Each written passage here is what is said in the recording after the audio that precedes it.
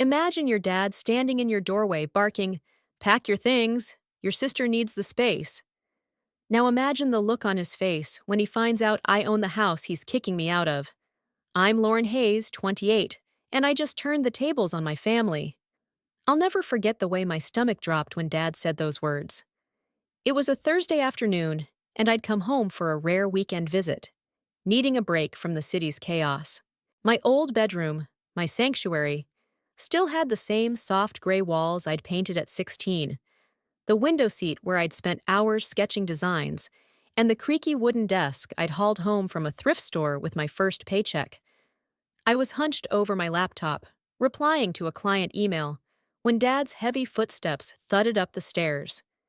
He filled the doorway, his broad shoulders tense, that familiar scowl etched into his weathered face.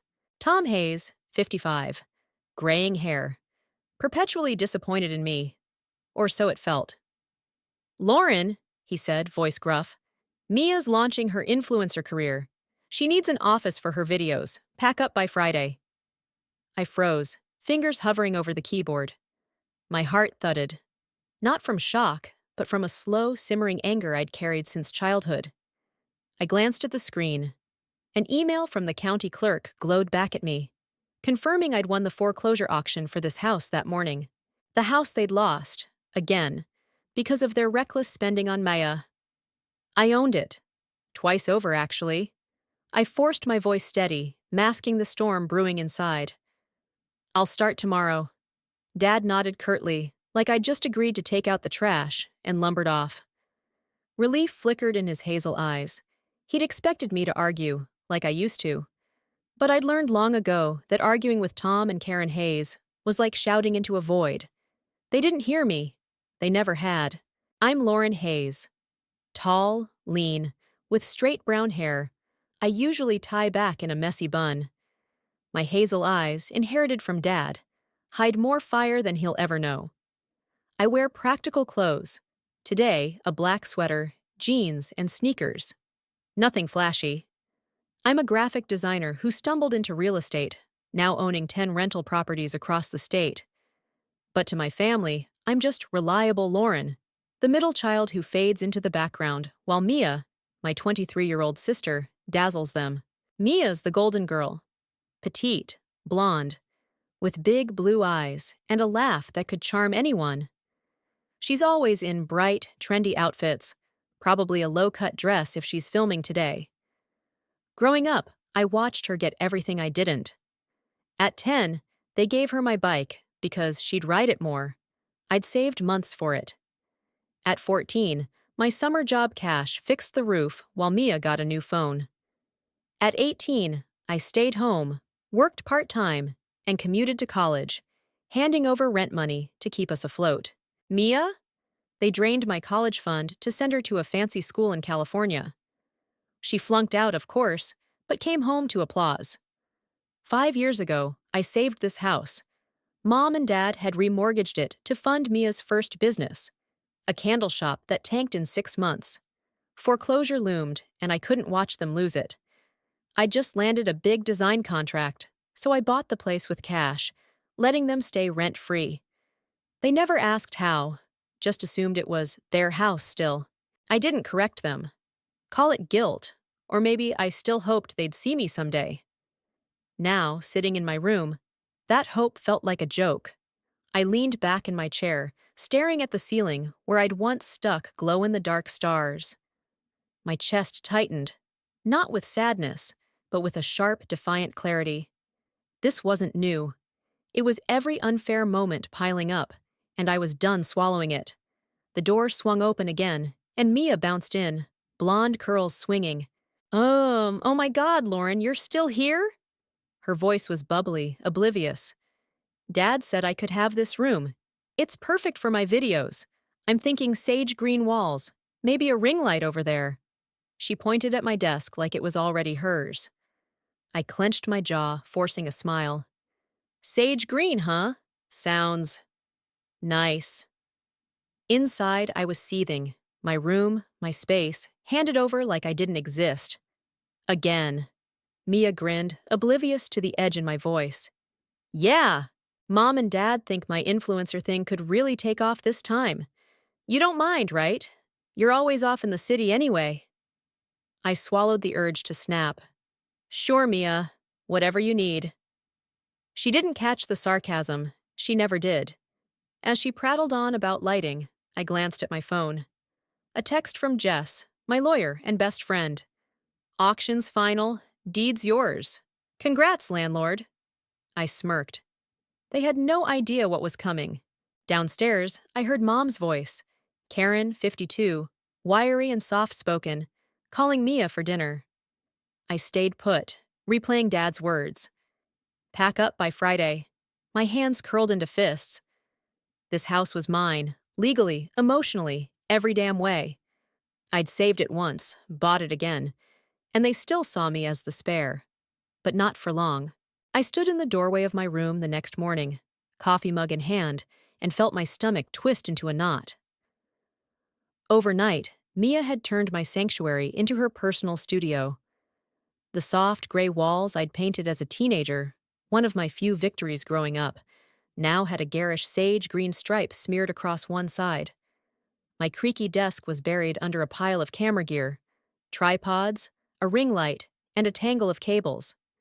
A half-empty paint can sat in the corner, the smell stinging my nose.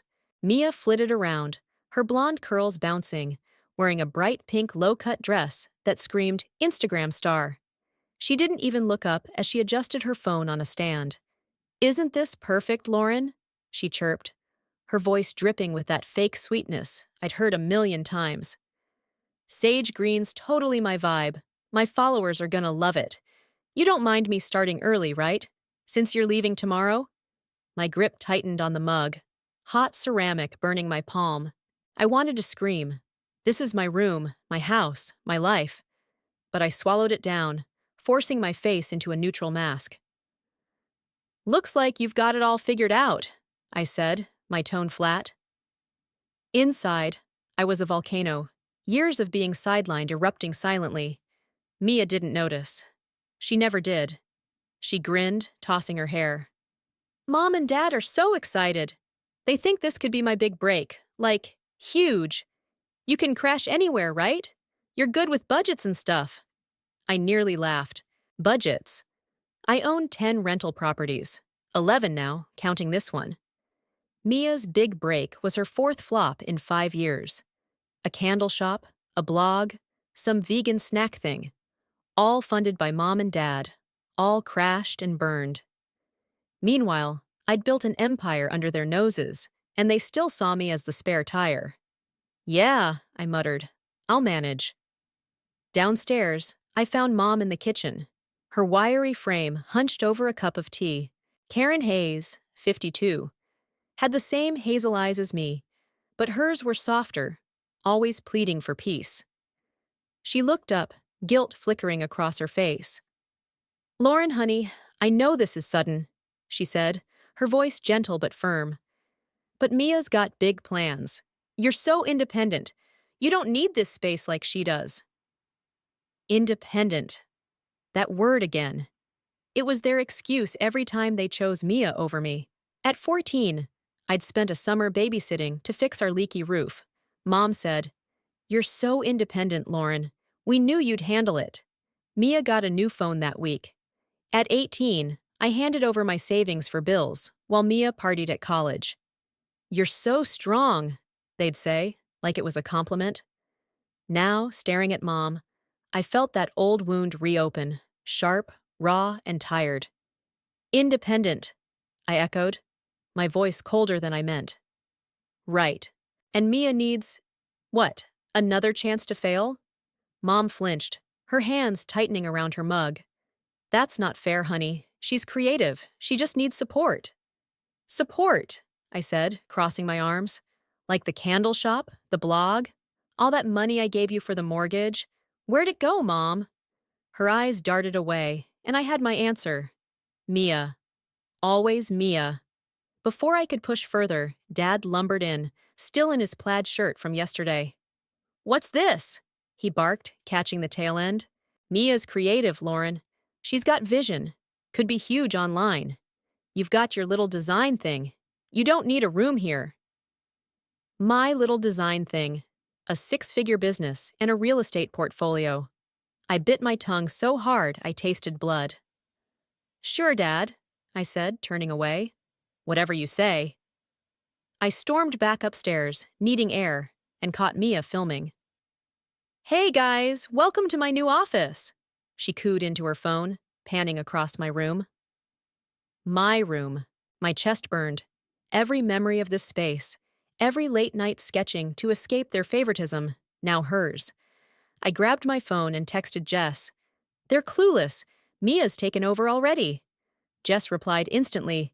Deeds in your name. Twice now. Ready to serve leases Friday? My lawyer and best friend, Jess Carter, was a no-nonsense 29-year-old with short black hair and a knack for cutting through bullshit. She'd helped me buy this house the first time, and now she'd backed me up for round two. Yes, I texted back, my fingers trembling with resolve. They've crossed me one too many times. Good, she shot back. Meet me at the coffee shop later. I've got the papers. I slipped out, needing space to think, and drove to Dad's office in the garage. He'd left papers scattered, bills, bank statements, and there it was. A foreclosure notice dated 3 weeks ago. They'd hidden it, remortgaged the house again for Mia's latest scheme, and lost it. My heart pounded. Not with panic, but with a fierce electric clarity. I'd bought it that morning at auction, just like I had 5 years ago. This wasn't their house anymore. It was mine. And they didn't even know. At the coffee shop, Jess slid into the booth across from me, her sharp green eyes scanning my face. She was in a crisp blazer, black hair cropped above her shoulders, a stack of papers in hand. You okay? She asked, pushing a latte my way. No, I admitted, wrapping my hands around the cup. Mia's painting my walls, Mom's guilting me, Dad's delusional. Same old crap. Me invisible, Mia the star. Jess leaned forward, voice low. You're not invisible, Lauren. You own that house, legally, twice over. They've been screwing you since you were a kid. Time to stop playing nice. I nodded, her words igniting something in me. I know. Growing up, I fixed everything. Roof, bills, their messes. Mia got the praise, the cash, the chances. I'm done. Damn right, Jess said, tapping the papers. These leases are ready, below market, fair terms. Friday, we hit them with it. You in? I met her gaze, my hazel eyes blazing. All in. Back home, I watched Mia direct Dad to hang a vision board in my room, while Mom hovered, wringing her hands. It's for her career, Mom murmured, like that justified it. I stood in the hall, unseen, my pulse racing. Every slight, every sacrifice flashed through me. The bike, the roof, my college fund. This wasn't just about a room, it was my whole damn life. That night, I sat on my bed, staring at the sage green smear. My phone buzzed. Jess again. You're not the doormat anymore. Friday's your day. I smirked, a weight lifting. They thought they could erase me. They had no idea who they were dealing with.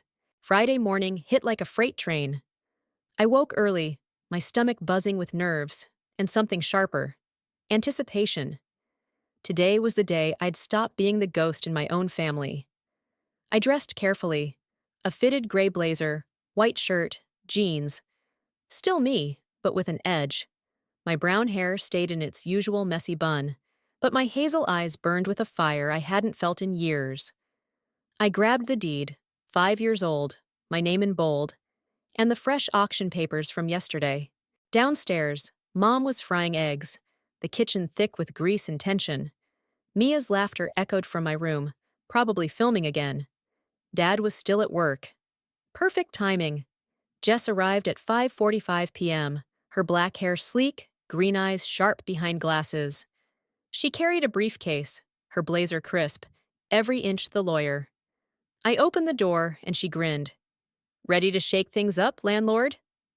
Born ready, I said, my voice steady despite the pulse hammering in my throat.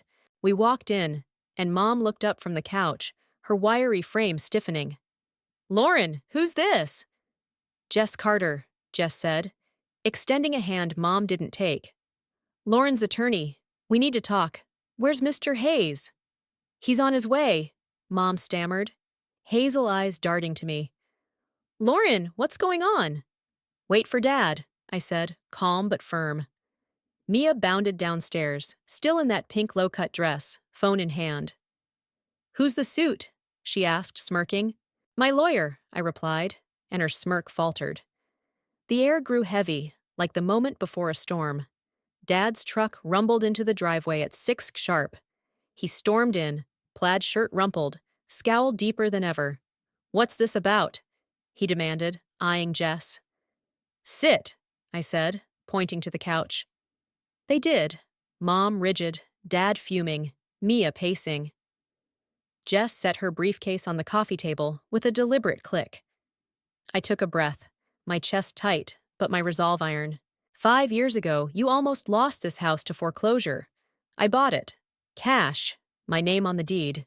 You've lived here rent-free since.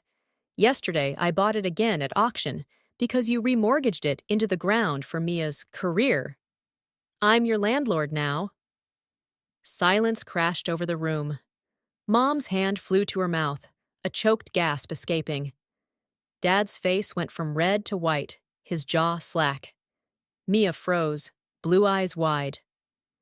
This is our home, she shrieked, voice cracking. You can't do this. I can, I said, sliding the old deed across the table. I did. Twice. Jess pulled out lease agreements, her voice cutting through Mia's outburst. These are your options. Sign, pay rent, below market, fair terms, or leave in 30 days. Your call. Dad stared at the papers, then at me. We didn't know. His voice was small, broken, nothing like the man who'd ordered me out 2 days ago. You didn't care, I snapped, years spilling out. The bike you gave Mia when I was 10, my roof money at 14, my college fund for her school while I worked. I saved this house, and you handed my room to her like I'm nothing. Mom started crying, soft sobs shaking her shoulders. Lauren, honey, you thought I'd take it, I cut in. Like always, not this time. Mia lunged for the deed, but Jess intercepted, cool as ice. It's legal, Ms. Hayes. Done. They signed, shaky hands, no choice.